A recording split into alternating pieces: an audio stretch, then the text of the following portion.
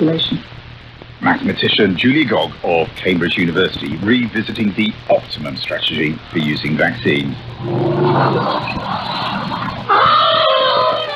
Someone else called it the rumble in the jungle, and I'll happily borrow the line.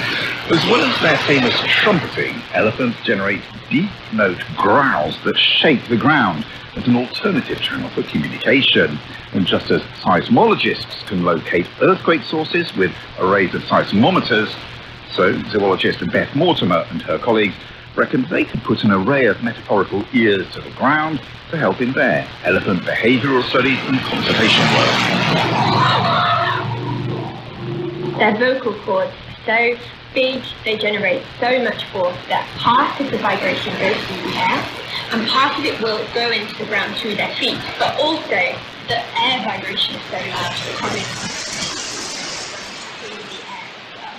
And you say that the elephants generate these sounds, but also, I mean, if they're detecting these seismic waves, they must be coming up through their feet. I mean, if they've got tickly feet that they feel it with. So we don't actually know for sure, but there are two options. So they have sensors embedded in their skin. They're special types of vibration sensors, and we know that elephants have a huge number of these sensors on their feet, so they could be detecting it that way. But also, you may have come across bone conduction headphones. Elephants are also thought maybe to detect vibration through bone conduction. So the vibration going through their feet, through the bones in their legs, and then into their inner ear that way. What's interesting about your new study, you want to eavesdrop on the elephants, but actually you can locate them by using a series of seismometers. Yeah, so the vision here really is, can we remotely monitor?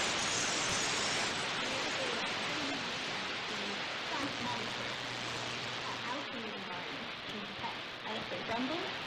Can we then hopefully automatically determine and where it is as well?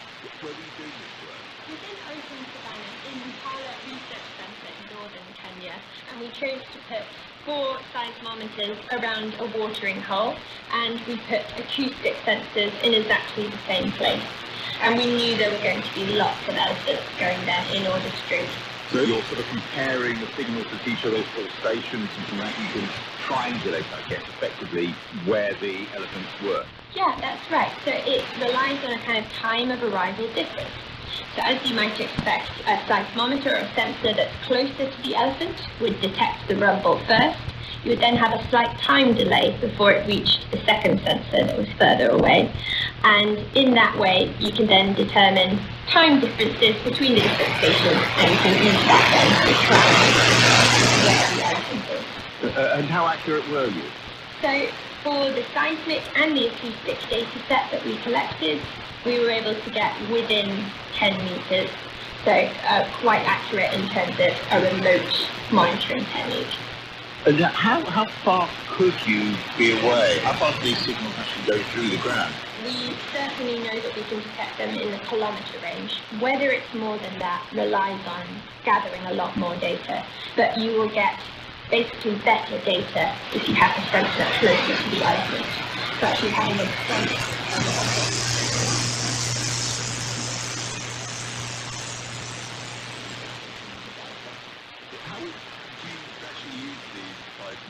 Signals in the next stages? So I'm particularly interested in kind of comparing this acoustic pattern that's generated at the same time as the seismic.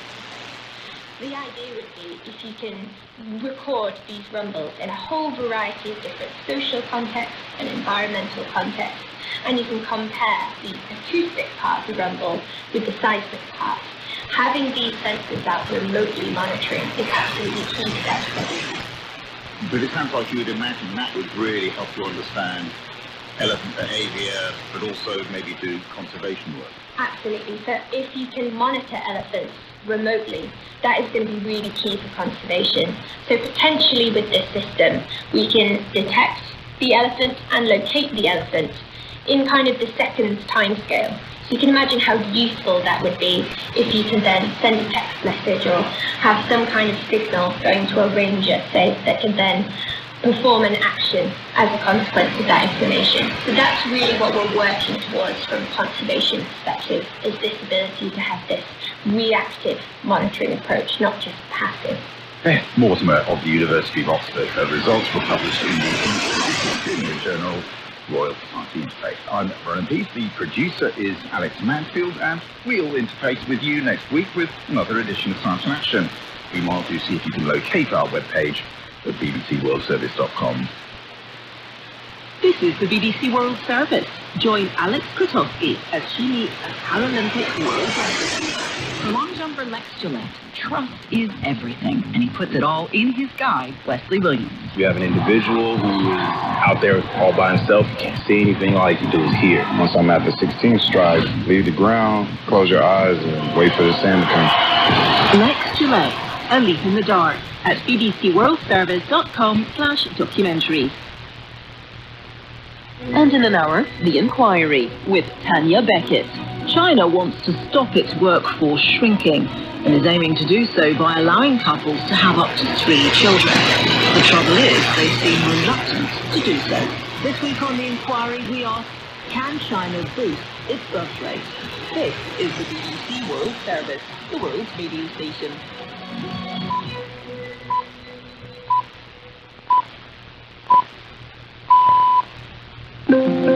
Welcome to News Hour. It's live from the BBC World Service in London. I'm Tim Truss. Delayed a year of local opposition, Tokyo's Olympics are just hours from opening officially. How strange will they be?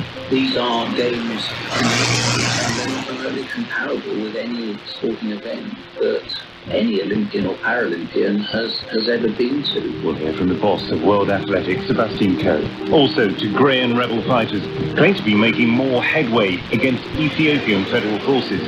As the rains ease in central China, is the conversation elsewhere in the country moving on to climate change? And a part of the Indian vaccination campaign that does seem to be working, and it's the difficult part. There are a lot of challenges here. We go by foot, boats, or by hanging bridges. There are some very dangerous places here as well. Those stories and others after the news. This is BBC News with Fiona MacDonald. President Biden has described new U.S. sanctions against the Cuban defense minister and the special forces unit in the Interior Ministry as just the beginning. The move followed a crackdown earlier this month on anti-government protests in Cuba. Barbara Kurtasha reports from Washington. Administration officials said President Biden has made clear that addressing this moment of political unrest in Cuba Cuba's Minister of the Revolutionary Armed Forces, Alvaro Lopez Miera, and the Interior Ministry's brigade, blocking all access in the U.S. and transactions with Americans. Both, it said, were involved in violently repressing peaceful protests on the island. It's not clear what impact the move will have, since the brigade had already been sanctioned by the Trump administration. But the president said this was just the beginning of U.S. efforts to hold the Cuban regime responsible for violating human rights. Security officials in Mozambique say Rwandan forces deployed to help contain the region's insurgency have killed at least 30 jihadists. About 800,000 people have been displaced by the 4-year insurgency. Here's our Africa